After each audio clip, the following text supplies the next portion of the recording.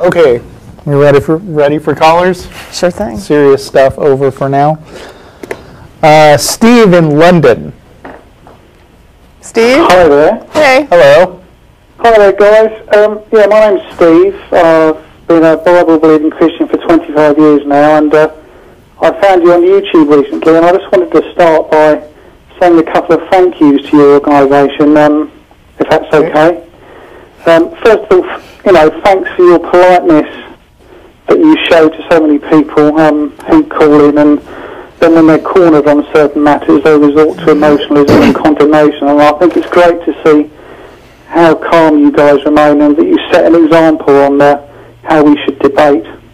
Well, thank you, Steve. No, that's good. And also, I think your show it should prompt us as Christians to research for ourselves the veracity of the Bible, to be prepared for intelligent people who don't believe in God to ask us how we can continue in our faith in the face of certain passages. So I just wanted to say thank you, guys, and for allowing me to come on. And I just got a couple of questions, if that's okay. Okay. I think just looking through the videos, it seems to me that both camps, if I can call it sort of like the Bible camp and the atheist camp, that we've both got our favourite hand grenades that we seem to lob at each other, albeit ever so politely. And I think from the metaphorical hand grenades after we just got done condemning violence of all kinds. Yes. I know, but you know what I mean. I'm being metaphorical, guys. Sure. I think one of your favourite hand grenades you use in your show is science, and I've looked at loads of your shows, but I've yet to see an episode where, independent of your concerns about the Bible and Christianity, I've yet to see a show where you guys admit that science, and particularly evolutionary science, in which you place so much faith, does have glaring loopholes in certain places. And it would be good, to have a show where you look at some of the fallacies and flaws that have been exposed, and, to allow them to be aired. I've got an example, personal. I want to pause for a minute and just point out that evolution is not considered atheist science. I mean, it is basically considered science. So I mean, when you talk about things like the theory of relativity, or like quantum mechanics, or electrical engineering, none of those are considered atheist science. They're just basically an analysis of how it appears that the world around us actually works. And certain Christians wind up objecting to that because it seems to interfere with their God. But there are a whole lot of evolutionary scientists who remain believers.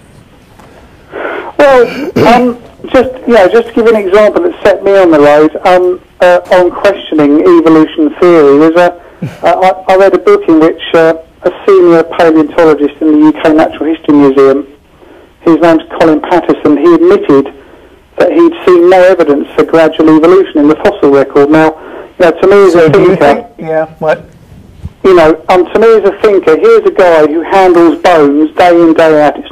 I'm not the expert here, this guy is, and he's saying this, no evidence in the fossil record for gradual change, in effect, no evidence for evolution. So I thought to myself, wow, this is either a falsely quoted paragraph, or if it's not, then the consequences surely, have a bombshell effect, and my understanding... So your judgment of an entire field of science is based on one offhand comment by one guy? Have you gone and looked at what the general state of the science is? Guys, you see, this guy handles bones. Right, so do lots of paleontologists... Is this guy the only paleontologist in the world? No, but this is what I wanted to get at. It's just like, I'm not here to argue that evolution or creation. All I'm saying is that this is an aspect for me that I found that science... so I phoned this guy up, and he admitted, because I'm all about, I don't just look at something, I want to get to the bottom of it, because so I phoned him up, and he admitted it, and he said, yeah, that quote can be attributed to me, but he said that if there hadn't been a Christian in the room with a tape recorder, I wouldn't have said what I'd said. And so you know, to me, I'm not saying that proves creation. All I'm saying is I feel like you're leaving a lot out of that conversation after that, because because what you've just done is quoted one sentence at us out of context. And I imagine that when he said, I wouldn't have said that if there was a guy with a tape recorder in the room, he might have then gone on to clarify exactly what he meant by that changes the original point. All I'm saying is, guys, you're not answering the question. The other thing, that's just not the industry standard. I mean, you're talking about, let's just say that this is correct and he does believe exactly what you're describing, which I'm not sure that he does, but let's say that he does. There are, for example, people that are medical personnel who are anti-vaccine. Do you think that that means that vaccines are not useful or that they're dangerous? Well, no, guys, because all I'm trying to say is that I'm just trying to show that like, if there's a guy who handles bones day in, day out and then says these things, that to me is a kind of bombshell. And so that's the problem is a guy, right? There are actual standards that are adhered to in these sciences, right, where they have these ideas of this is the prevailing theory. And just because, even if you had one person who didn't agree, for example, Michael Behe, right? There's a disclaimer at the university where he works basically saying, we don't subscribe to Behe's opinions on evolutionary microbiology because they're whack out like into left field. He's still a microbiologist and he makes these claims about evolution, but when you start looking at it, there are other people who are evolutionary scientists who have responded to these claims. And in fact, at the Dover trial, he got a hefty response to those claims. We had here in Austin the same question you're asking, or the claim that you're making. There was this, we have curriculum standards that were being put forward by Christian fundamentalists for our science classes because our school board was predominantly Christian fundamentalists and led by a guy named McElroy. And he wanted to have, or the board wanted to put in text into the curricula that said that we need to look at the strengths and weaknesses of evolution. And the response to that was that the textbook publishers came back and said our writers don't know what to do because they don't know what a weakness of evolution is. They don't know how to present that because they don't know what that would be. And so you have an industry where they can't even come up with how to meet a curriculum standard that says they have to describe a weakness of evolution because they're saying we don't know of any. Well, I think that I'm sure you guys have heard of a scientist called Max Planck, and one of my favourite quotes that he had, and he's on record as quoting, which I could wear on a T-shirt, is that science progresses funeral by funeral. And so, like what's the rage today, tomorrow is out of fashion and superseded. And that's why I believe that, like, coming so from... are you basically saying, I mean, I find it kind of weird that you're quoting this scientist originally as if he were an authority. And by the way, I have here a page on talkorigins.org where Patterson responds to this out-of-context quote and does explain what he meant. But I mean, I also find it weird that you seem to be making a general argument that science in general is not reliable and ought to be dismissed. No, good guys, I mean, like... Isn't that what you just said? To be fair, science has loopholes, and so that's why I believe that, like, that we could be on two sides of the fence forever. I can observe evolution. There are two sides to the fence, and people just go back and forth. And I think finding out who God is about a personal. It's a for me, or I can speak for me and say that it was a personal point in my life. Yeah, I mean, let's go back to the topic we started the show with. When you say that the idea of finding God is personal, then you're basically saying it's open to interpretation by every individual. And in the case of these three guys who just went and shot up an office in Paris, they really believed that what God wanted them to do the most was go and murder a bunch of heretics because that's what their religion said. Yes. That is one of the reasons why I don't find the personal investigation of something that doesn't appear to exist to be a reliable way of coming to conclusions about truth. How can you say they're wrong? Well, you see, because I think that what you're just demonstrating, guys, and again, and I'm glad that we're having this debate, is that there is that there are two camps, and so for me, it won't ever be about me being able to prove to you that God exists, because you could equally come up with a whole load of things to prove to me that he doesn't. And so all I'm saying is that I think where Jesus says in the Bible that you become like a child, and in the Old Testament where it says in Jeremiah, when you seek me with all your heart, then I'll be found by you. All I'm saying is that I got to a point in my life when it was like I really needed to know. What are you observing that you're calling God? Like when you're examining God to see what is God to you personally, like where is this God like existing that you get to examine it and tell whether or not your ideas about it are comparable to reality? Okay. Well, guys, thanks for asking that question. All I'm saying is that I was in a room and I wanted to know, does this God exist? And I got down on my knees and I prayed, and I had a meeting. All I can say is I had a meeting with something that was supernatural outside of my physical understanding of anything I knew in the world at that time, and it's changed my life and has led me, and this God has led me for the last 25 years, and I believe him to be the God of the Bible. But I want to ask you something though. If you were in a room with one of the Paris terrorists, and they said, you know, I had a personal encounter with God, and he told me to shoot all these people in this office, would you believe him? Well, I would certainly be pretty scared if I was in that room. I would too. But you know, I would say that that's not the God I know, and the God that I've experienced for the last 25 years. That he would not call me to arms and go and shoot up innocent individuals. So is there more than one God? Then? Well, is it like their God and your God? Well, all I can say, and I'm going to speak for myself here, and you know, I don't want to be a ducker and a diver.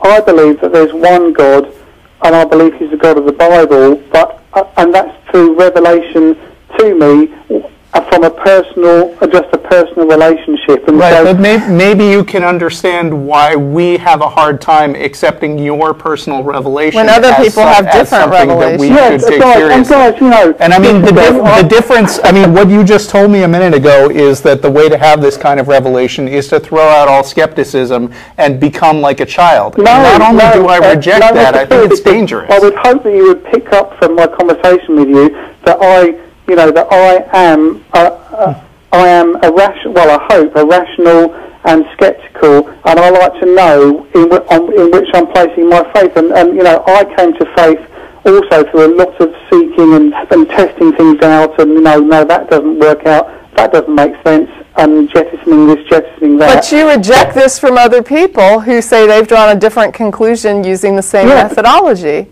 Yeah, but I'm not. If the method can't yield consistent results, there's something wrong with the method. You know, no, but I'm not judging them. All I'm saying is, you know, I believe that, you know, that the God of the Bible met with me in his son Jesus, and he's changed. If we're testing out a cure for leukemia, and we test it in Florida, and it cures 90% of the people with leukemia, and then we go test it in Australia, and it cures nobody, and then we test it in, you know, Japan, and it cures 10% of the people, and then I mean, when it's all over the map like that, the methods yielding different results, like wildly different and varied results, then the methodology is problematic. You have to look at your method. There's something wrong with it. Yeah, but logic has its place. But I don't believe when it comes to... This is just reality. I mean, this has nothing to do with logic. This is like if your methods yield entirely different results depending on who does it, where, and when, then the method is not reliable. That's just a reality. No, that's not But then, Tracy, all I'm doing is I'm calling you and telling you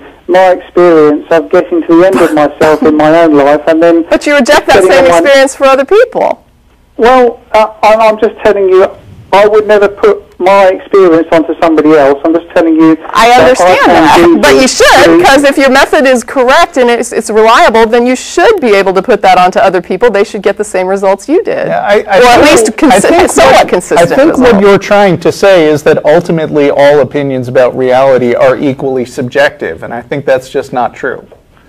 Well, no, I think that it's about whether we get to a place in our life, because I am a self-determined person, you know, and you guys are too, and you're intelligent. You can tell when you're listening, guys. Listen, you've got good arguments. You've thought things through, and you know how to construct a good argument, and you deal with intellectual consistency. and that, your experience might be that a lot of Christians you've spoken to don't. I don't know, but I would hope that I have an intellectual consistency. But I think that you can't find God through intellect. It has to be, are you a broken person inside? Do you get to that point in your life where you need to know whether there is a real God who loves us outside of ourselves and has a plan for us and cares for us and loves us deeply? Yeah. Well, I want to know that for myself. Yeah, So when I got on my knees and asked that question, all I can say is, he met with me, and guys, you can't rob me of that through your logic. You're right. I can't rob you of anything with logic if you're not, if you didn't come to your conclusions logically. And if you're not going to be consistent and accept what other people come to using the same methodology. Yeah, I'm not trying to insult your intelligence here. I'm not saying you're not a smart guy, but I'm saying that you seem to apply a double standard. It only works for me. Right, where I mean, skepticism is all fine and good, but if you want to come to God, you have to just trust this highly subjective personal experience, and that we have to believe you when you say that you talked to a supernatural entity. Yeah. And we don't. And I can understand your skepticism there, but you see, I didn't come to God trusting Him because I didn't know whether He would be there. I believe it's about taking. But you were already playing the game by their rules by asking the God to reveal itself, right? I mean, you were already buying into the sales pitch. Mm-hmm. Well, no, because sure I think it's about taking that first step. Because I came to God. You don't just ask Bigfoot if he exists. You go out and you discover it, right? Nobody would think that was reasonable to sit around asking if something exists. You go out and you take steps to discover it. The idea that you would accept the methodology of sit there and ask, and then whatever amorphous weirdness happens is your sign from God, and also the insult to all the people who spent years praying to God who got no response until they finally just gave up, and for those people that are often told, well, you just didn't have enough faith when they were, on their knees for years. Listen, that revolts me, the faith movement and the prosperity movement and all that, that he died because he didn't pray hard enough, because it says in the Old Testament that, by your stripes you are healed, and so therefore, and then they die of cancer, all of that is horrible, and I hate all of that. And there's a lot that the church can be really shot down for.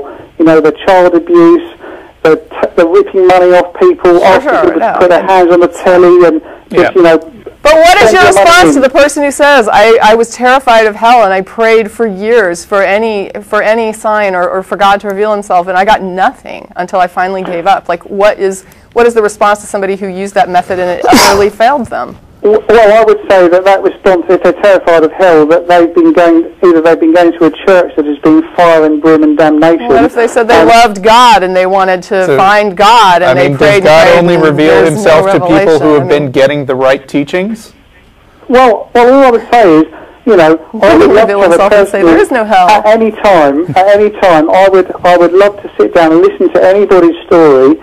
And if they wanted to know about my experience and about my personal with God, I would gladly tell them. I can't speak for other people. All I'm doing is on this show telling you how I came to a living relationship with Jesus. The problem is there's as many of these stories as there are people with fails and different results and different conclusions about God entirely. It would seem that if God was revealing Himself to people, they would have a consistent model of God, that it's like, oh yeah, He revealed Himself to me too. It's just like what yours is. Yeah, but why Tracy, would it be so different? Tracy, what you're doing now is, I believe what you're doing is you're applying your logic and building a logic base. No, I'm asking you about your logic, right? I'm asking about your logic. I'm saying that if you believe that God is revealing Himself to people when they do this, what is your explanation for why anybody would have a different result than you did? What you mean? So, if a Muslim got down on his knees or her knees and prayed, Allah, are you there? Sure. Well, again, I can't explain that because I'm not in their mind. I'm only in my mind, walking my walk and living my life. But it's the God, though, right? Revealing itself. It is the God revealing itself. It should be clear to the person's mind, no matter who they are. God would know how to make himself clear to anyone's mind, wouldn't he? Yes, I agree, but you see, there's another thing that I think is really important, and it's something that really blessed me. There's a book that I read, and what this book said was that we are to love after people. you plug this book, I'm going to have to let you go. No. I'm not going to plug yes, the book. Yes, because we've been on It's just a time thing. show so It's a far. time thing, not a We don't stick with one caller for the whole show. You've been gracious. No. Listen, guys, you've been really gracious and listening to me. Thank you. I just want to say thank you for this time, and it's a great show, and I love the way you deal with people. Thank you for calling. Yeah, Steve, I mean, you're welcome to call back another week. Yeah, absolutely. and we do prefer Theist callers, so definitely glad you called. Definitely thanks for calling. Okay. Thank you. Bye-bye. Sure. Bye.